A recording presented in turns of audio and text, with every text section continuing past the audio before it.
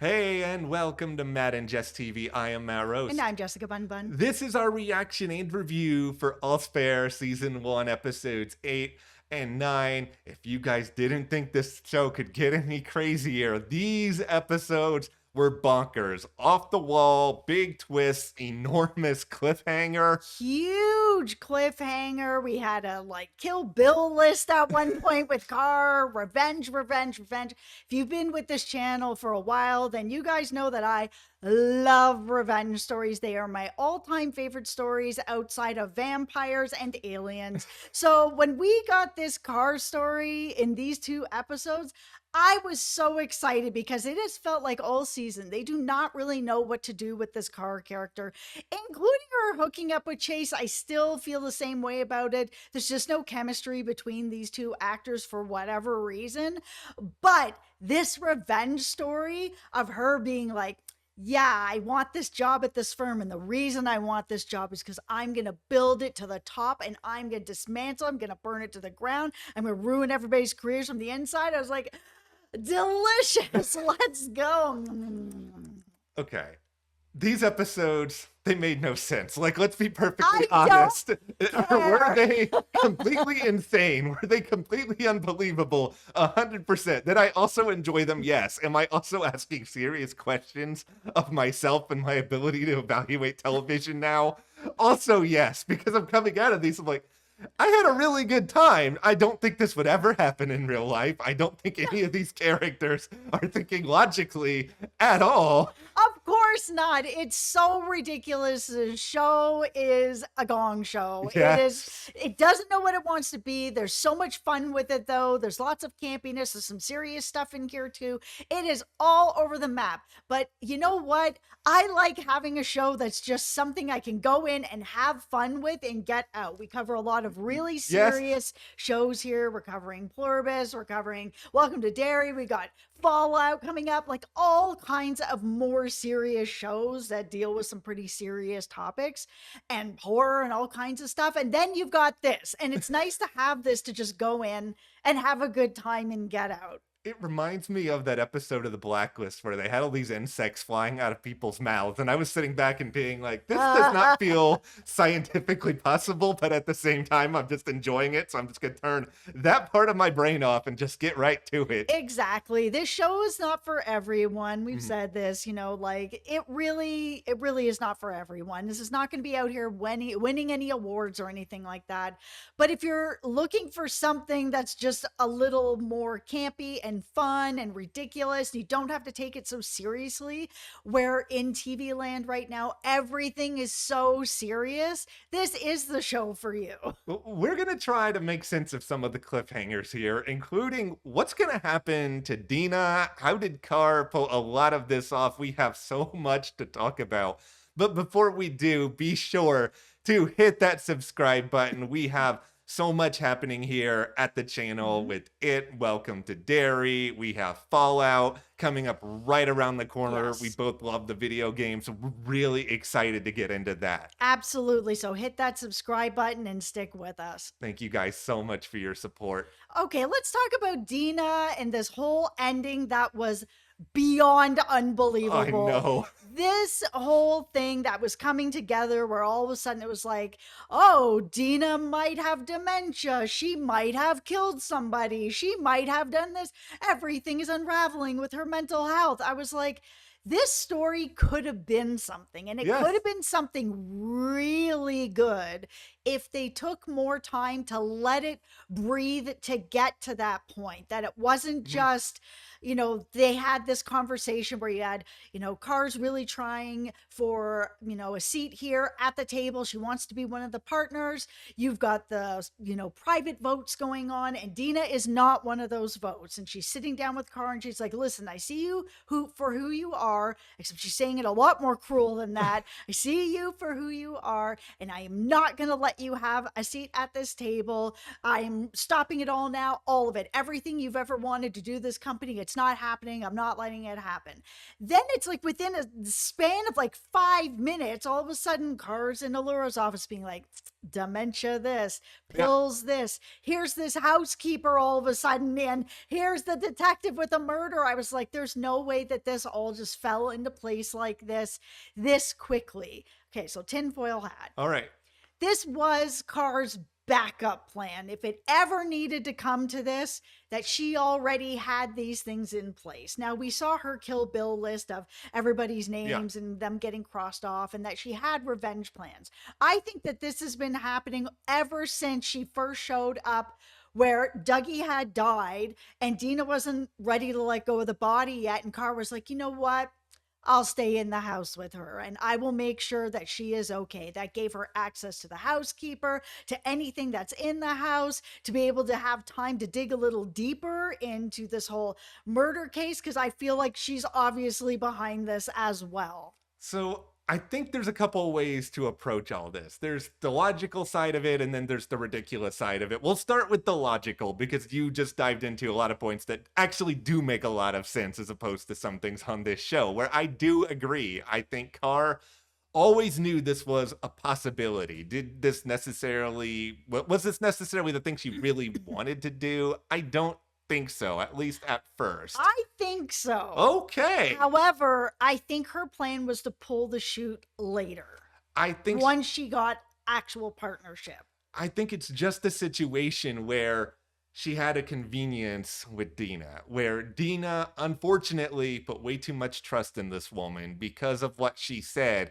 Pity versus love. That she pitied Carr. She opened the door metaphorically and literally for Carr to let her go in here. It gave Carr an opportunity to compile all of these things so that this is something she could utilize later if the situation came to it. And we know that Carr is completely shameless. She will stop at nothing to do whatever she wants, no matter who the target is, no matter the way in which she's going to go about that. So I can see it logically happening where she's got all these things in play, and if she needs to act on Dina, she can then go ahead and try to make some of it work. I do get all of that. The two things that completely drive me up the wall, actually rather the three things that completely drive me up the wall with this. Number one, if I am Sarah Paulson or any other actor, I don't care how good of a performer you are. I could never throw a drink at Glenn Close. If that was in the script, I would leave. I would be fired by Glenn Close. There was already the debate. Did she throw the drink or did Glenn Close is the one throwing the drinks? You do not throw it. That was an excellent performance by Sarah. It was. But okay, now the real logic leaps here are everything that's going on with Dina being arrested at this point. So ridiculous that this woman, in the midst of being at home with her husband all the time, who is dying in her arms here in her home, she's locked up then in her home for that whole entire time with his body, people in and out of the house, that she's the person that did this. Now, I know that it happened before then, but just the same, because Dougie was ill this whole time and he was home with him all the time, that it's like, come on, like what, who is believing this? It's so bonkers. It's an idea it's a signature twist that is absolutely crazy. We thankfully know the show is coming back, but it just feels like there's no way this is ever going to stick, because we know Dina was spending all this time caring for Dougie. I mean, we also know that All's Fair did drop a little bit of a clue as a possible motive that Dina could have, but it was very flimsy. It was tied to the past. It feels like the only reason that was dropped was because that was something that was going to come back later, that Carr was going to find this out, latch onto it, fabricate some evidence, and sort of be like, okay, exhibit A, exhibit B, and because maybe she knows some people in law enforcement, she's able to hold something over on them and manage to get Dina arrested somehow. Okay, it is beyond flimsy that she would ever attack this person or kill this person because of what happened with his father. It's completely unbelievable. None of this makes any sense to me. I just can't believe it. And like putting on top of it, I think, okay, this is what I think is happening. This is a tinfoil hat. I think that Emerald revealed more than she thought she did at the meeting. I guess it was like in episode 5 or something like that, when she ended up getting really upset with Carr at the table after what had happened with Lloyd. And she was like, oh, I dug up those pictures. You thought that they were off the internet. And she realized that they had been connected to this guy.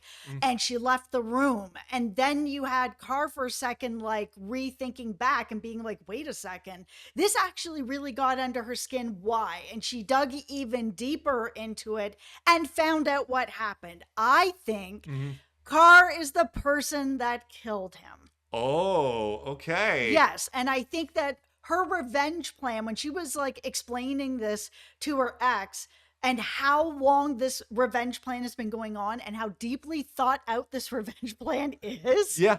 This has been going on for years, that it feels like the minute she saw that opportunity that she's like, okay, this is how I'm going to go about this. But to blame Dina didn't make any sense, because she's here arguing her case.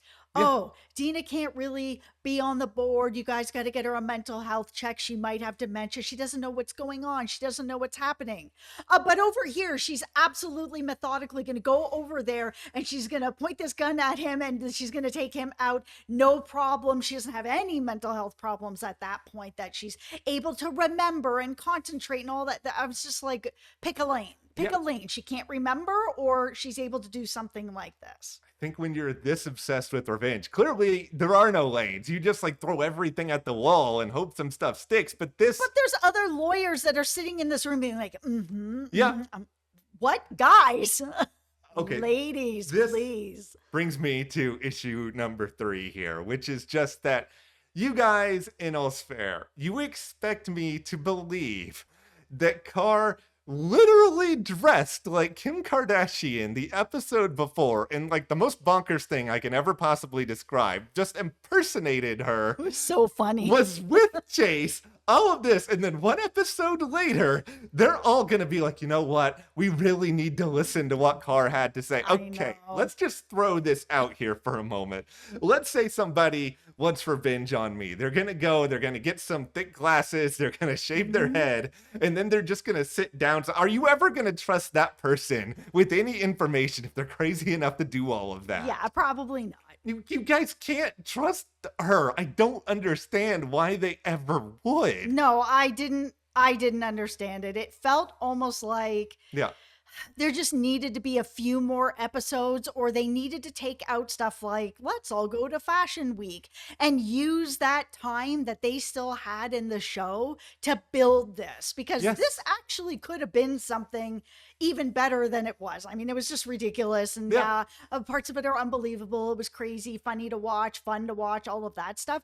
But they could have made this very believable if they had just taken out some fluff and put in more meat. Yeah, because this is the thing. The idea that you presented here of Carr being the one responsible for what happened to Lloyd, like, that's actually really cool. And that's something that if the show goes this route, they could go back, retrace their steps, show us all these individual things that really happened. And like, that's really fascinating. Because the way that Lloyd died, where it was like, oh, he's, unalived himself. Oh, but there's this other thing that's very specific to what happened to Emerald.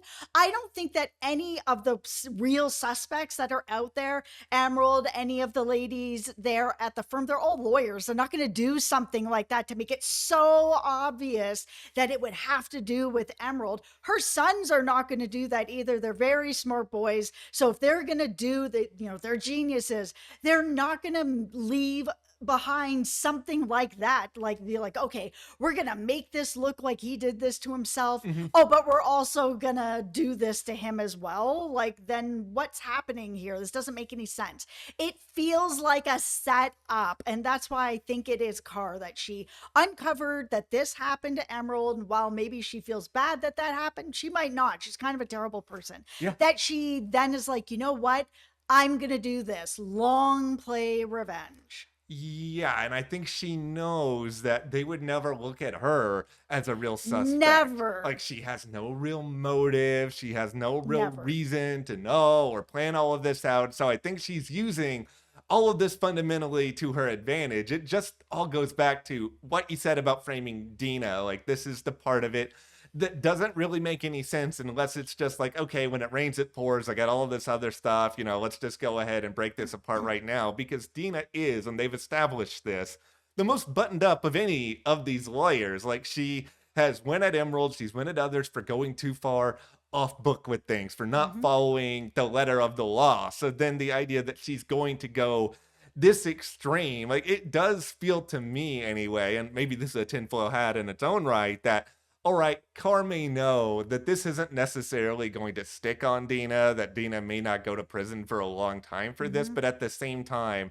it's going to be dirty enough and it's going to be messy enough that just going through this proceeding, plus then everything she threw at Dina in front of the other women, it's going to at least make sure that Dina's career is over, and we know what sort of meaning that has to her, especially now that Dougie is gone. So she may just feel like that's enough of a win in itself. Absolutely. Destroying her reputation this late in the game. I mean, that's horrible to have your legacy broken apart like that, but that's exactly what Carr wants to have happen. She was like, I'm going to come into this company, I'm going to take all their skeletons, and I'm going to pull them all out of the closet and lay them out for everyone to see.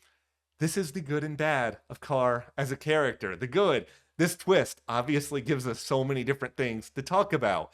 The bad, everything with Chase, as you mentioned earlier, where that whole scene with the fireman and the nurse, it really just felt like it was once again with Carr Forced. designed to be memed. And it was. Like, I literally saw on Twitter people just posting parts of that scene and were like, look at Sarah Paulson doing this. It's like, that's not a show. That's just farming out social media content. Which, I mean, I know is important to pushing shows and stuff like that, but there is no chemistry between these two actors. No. There just isn't. And I mean, we've seen Sarah Paulson in all kinds of stuff, and she's got chemistry with all kinds of other people. He's got chemistry with other people. These two actors do not have chemistry with each other. It's just the way it is. I did wonder for a while going into these episodes, is this going to be the last of Chase? But I still don't think so. I hope not. He is a very good character. He's a very good character if used correctly, and I do think there are ways they can still use him correct. Like, his relationship with Allura is all over the place, and I'm not sitting here being like, I root for these two to have a happy ending, because they're so bad for each other in a lot of ways. I mean, I do think there is love and there is care there between the two of them still, but I do think there's a lot to represent with somebody who is as messy as him, who still kind of wants to do the right thing at times. He just doesn't really know how. He's struggling with all of these dark things within him. He's tried to get some treatment, but he's also been pushed out of it. He just constantly has, these two people on his shoulder, and he never knows which one to listen to. And that's why he is one of the most interesting characters on the show. He really is conflicted about who he is, what he wants, and as Carr said, why? Why are you doing what you're doing? Because once you get to the why of it all, then you can figure out if it is something that you can stop doing, or that you want to stop doing, or how to stop doing it, but you can't if you don't know why you're doing it. And I think that a lot of this is going to be where people like Maria come in, where, he had this relationship that was transactional, but it felt like there was real chemistry there, and something that he was hiding about himself that he probably doesn't want to be hiding about himself. Why would he, right? So if this is part of the why, he can't just be who he wants to be, then he may just be using people and using himself and not feeling good about any of it. Yeah, and that is still a really interesting story. And if you are going to have any returning men on this show, which is mostly woman dominated, like, he has to be number one, because I don't think that we're seeing Reggie again. I think Reggie is done, and he should be done. Like, I said, there was something fishy about Reggie this whole time. I thought it was gonna be a lot worse than this, but this is pretty bad. I mean, if you're getting into a marriage with somebody, I don't care that you're signing up a prenup to try to button it up so that she's okay or whatever. You're going in with financial lies right off the bat. That is a marriage ender. Don't do that. How could you do, Ryan, my guy OT from The Handmaid's Tale? I'm sure the check cleared. I'm sure OT is more than happy with whatever he got from this show, but he is such a good actor. They He gave is. him literally nothing through I almost the know. entirety of this Shocking. season. And I understand there's a lot of real estate, but I hope for his sake, like clearly they don't have enough for him to do. No, they don't. They barely have enough for Liberty to do. And I mean, I know.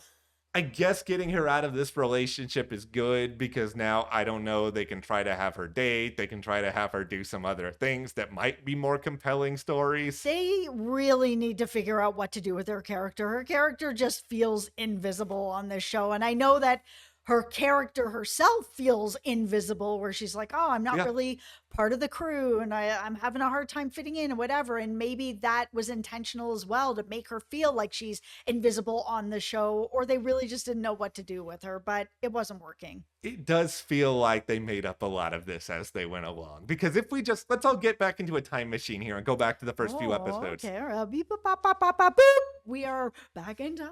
Oh, it's Kim Kardashian. She's the lead of this show, apparently. And then we get to the final episodes. It feels like a lot of the first few were a lot about Kim because, you know, Right. she was the selling point, and they sort of figured out over the course of this, okay, she really shouldn't be the lead all of the Yes. time. And I'm not sitting here just bashing Kim. She's not an No. experienced actress, and you're putting her on a show with people like Sarah Paulson and Glenn Close, and it feels like And Niecy Nash. Yeah. Oh my goodness. as the season went along, they sort of realized, yeah, we really should be putting a lot of the heavy load on these actors who we know are exceptional. Like these last couple of episodes, this is really the story of Dina and then Carr at this point. Yep.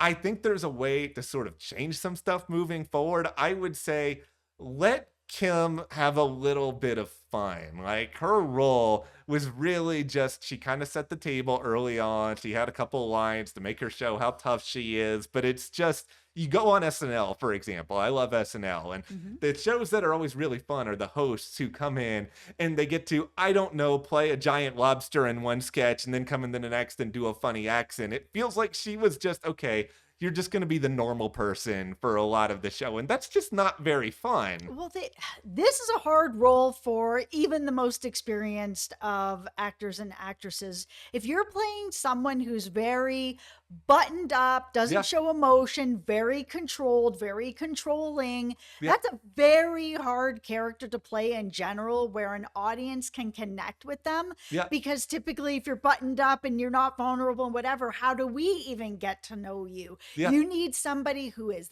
very experienced to pull this off. And Kim doesn't have the experience for this, which is why I'd always thought, you know, her playing Carr would have been the magic right there. Like she would have killed that role.